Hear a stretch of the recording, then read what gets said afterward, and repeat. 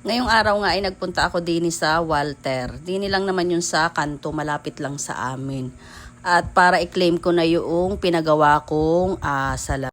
Bali last week ko pa yan pinagawa. Tapos ngayon lang ako tinext na ready na daw yung aking salamin. At nung pagpunta ko nga diyan ay medyo pricey. Ang mahal pala.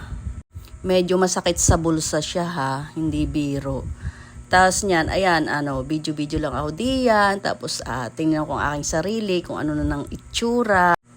Pagkatapos niyan, ay binigay na nga sa akin yung salamin at sinukat ko nga. Parang nanibago ang aking mata kasi iba talaga, iba.